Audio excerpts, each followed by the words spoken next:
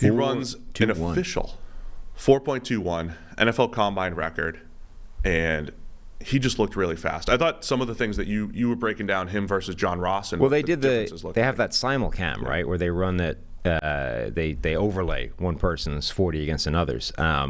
It was fascinating because Xavier Worthy smoked John Ross out of the gate, right? And remember when it happened live, Daniel Jeremiah said the guy's start was amazing. Like that was the thing that made him sit up and take notice was, whoa, the start.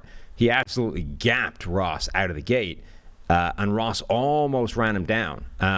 But when you look at the 10-yard splits, like Worthy's not, I don't think he's top 3. He's not slow, but he didn't have the fastest, wow, that start was one of the most amazing things ever. Which suggests to me that John Ross ran a 4.22 with a bad start in the 40, which honestly makes that pretty insane. Ross might just have pure speed. I mean, that's the interesting thing about the 40, right? Again, not to personalize this, but just to explain it. I used to train for the Combine with NFL Combine hopefuls. So I know.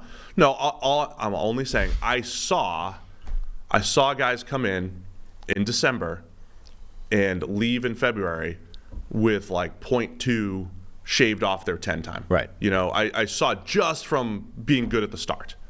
Right. So when we say, fast guys run fast and everything, yeah, it's right. I mean, most guys, you're not going from like a 4.9 to a 4.3. But just that technique in the 10, and all we practiced was the 10 over and over and over again, because then you just keep running after that, right? And you run. And now, of course, there's even better track coaches and training for this and everything. But there's if you nail the start and you're fast, you have what Xavier Worthy did. So one of the most interesting things this year and maybe recently is all the new GPS stuff is you're starting to get extra layers of information into all these drills, right? And the 40, it used to just be like you get the 40 time, you get the 10 split, the end of story. Now you're getting like miles per hour at the 5-yard mark, right? So you're getting that instant acceleration thing, and you're seeing total miles per hour, like what they topped out as. Because speed to me has always been an interesting thing. It's not a linear thing. I've always thought about it in terms of there are 3 phases of being fast, right? There is instant acceleration, 0 to 5. I didn't have that. There is 5 to close to top speed, the acceleration phase, that's where I was fast. And then there's top speed. Didn't have that really either. I was not slow, but I didn't. That was those two weren't my speed. My speed was the acceleration phase. So you need a sort of way of measuring each one of those because they're all relevant depending on what it is you're doing. So for this, Worthy evidently has instant acceleration. He's got the 0 to 5 thing down. And then John Ross has the top speed and maybe the acceleration phase as well, built off that. But, I mean, obviously Worthy, fast as hell. When you run a combine record, you are enhancing your reputation regardless of what happens. Yeah. He did, however, check in at 165 pounds, which was probably 10 lower than people thought he was going to be. That's the part I was surprised about. Again, I throw Mike Wallace comps around like left, right, and center, just like firing Skittles, right there. Yeah, there's a lot of them. He was my annual Mike Wallace comp, which I hated, by the way. You didn't like my comp? Don't like it. Oh, sorry. Yeah, I just thought super fast, takes the top off the defense, fights the ball a little bit as a here's a one for you. Now, here's where it gets interesting because speed totally different. But I thought he had a lot of Jordan Addison to him, and if you imagine Jordan Addison but running a 4.2 40, that's pretty special. Can you give your annual comping is not equating? Correct. Comping. You can comp anything you like. Comparison, if you read the dictionary definition of a comparison, right, it stipulates similarities and differences. So comparison is simply... But we usually say compare and contrast to emphasize the... Yeah, because people can't deal with the English language. We've rewritten the definition. Right. A comparison is simply taking two things and talking through their similarities and differences. It does not say this thing is the same as this thing. So you can invoke whatever you like in comparison to anything else you like, and it's fine as long as you're not equating them. Anyway, my point being, I thought his game reminded me a lot of Jordan Addison's, but with more speed. Now, I also think Addison's 40 time is not necessarily reflective of how fast he is in game, but still. But remember, we said last year we were very cautious not to drop too many of our in-game speed nuggets and everything last year. This year we've got more ability to do that. So last year I remember I said Addison, what did he run in the 4.5s? It was like a 4.5 flat or something. But he had a faster game speed that Quentin Johnston. That's what I mean. And some of the other guys, right? So I'm going to drop a nugget right here. There we go. 4.49. Yeah, 4.5 flat. So I'm going to drop a nugget right here. So the computer vision and player tracking data that we have, we've got data on what's a guy's max speed, which is interesting, but there's error in some of this, right? So you might get a bad play here and there. Right. So we've sorted it by the top 5. Like, what are the top 5 reads we've gotten as far as max speeds over the last couple of years? And so in this draft class, like when Xavier Worthy ran fast, I'm like, I get it. I've been seeing him atop these speed numbers the last couple of years. And Worthy's number 2 in the draft class as far as the average of his top 5 max speeds. Worthy's number 2. You know who number 1 is? I do, but only because you finally hooked me up with that. Because I sent it to you. I thought I had. Number 1 is Malik Neighbors. Yes. From LSU. And who did not run this week. What's that? Wasn't there this week. Who didn't run. So Xavier Worthy breaks the record at the combine, 4.21, and the game speed is there. Absolutely.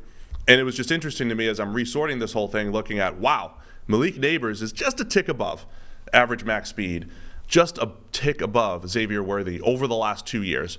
Decent sample size. The caveat with all of these speeds and everything, we're tracking them on every play for college.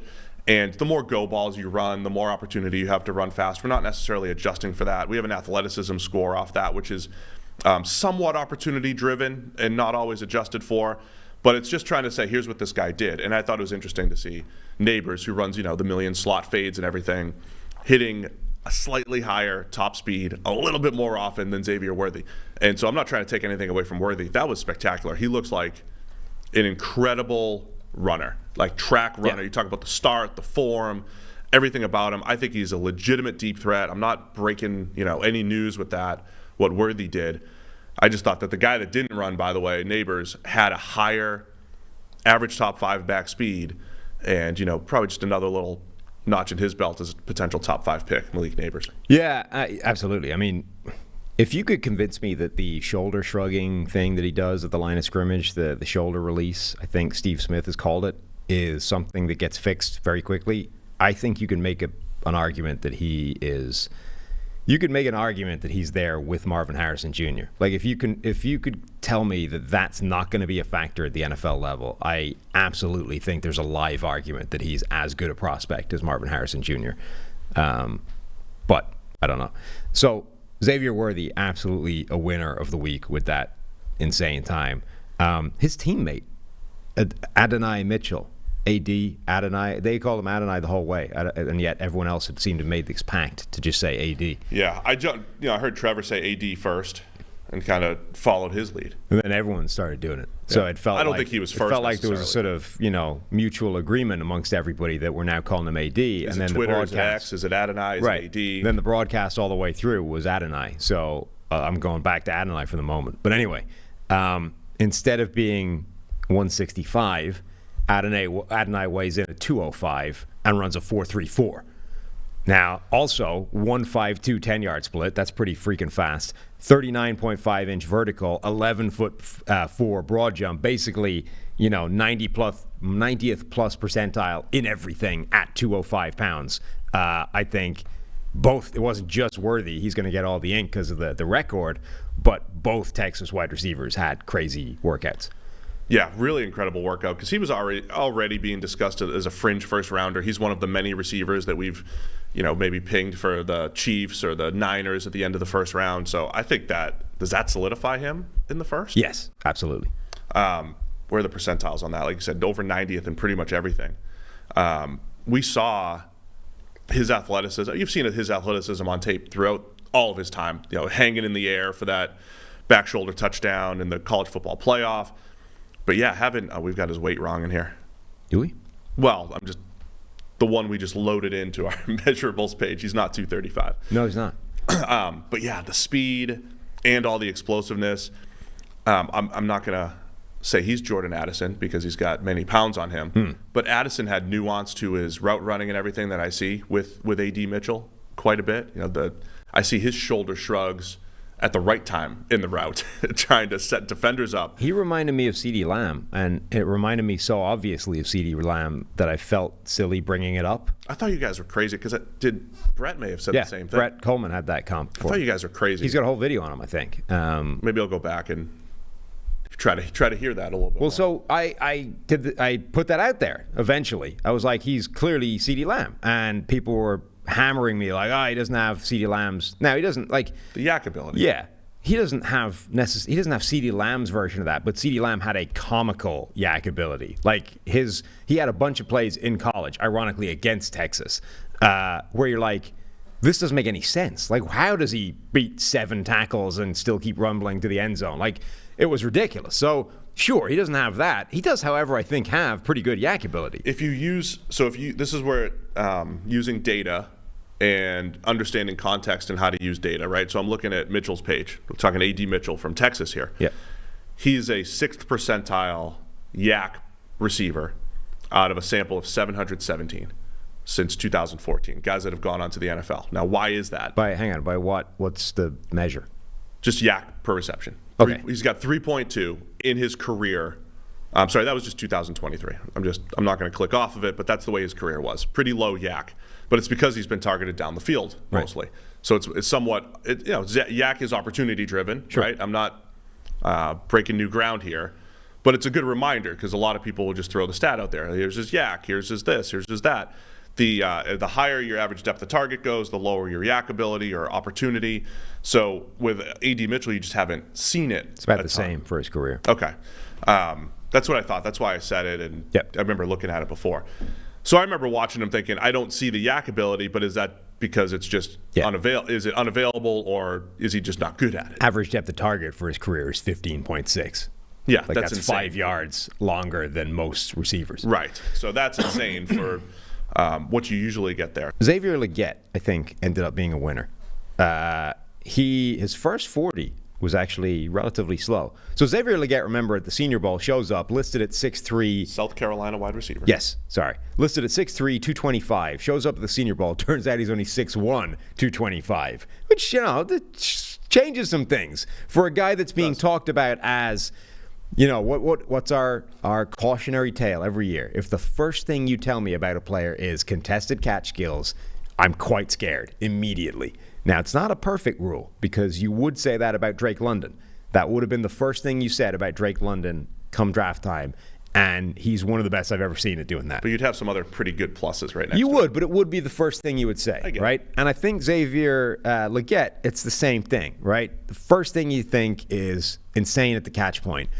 Now, if immediately you're then, okay, but now he's 2 inches shorter than you thought he was, so maybe that catch radius is not overwhelming at the NFL level where the athletes are bigger, faster, stronger, etc. But you're like, okay, he is really fast as well, so that's going to help. Then he shows up. First 40, I think, was 4.49, and you're like, oh, it's just remember when Traylon Burks worked out and just every single number across the board was worse than it was supposed to be? Yeah. Suddenly, that was the picture we were starting to paint with Xavier Legette. But then he comes back, and his second 40 time is 4.39, which at 225 pounds is still freaking blazing, or 221. He weighed in this time. 10-yard split, 1.54. That's really good. Vertical jump, 40 inches. That's legit. That's explosiveness is what he had.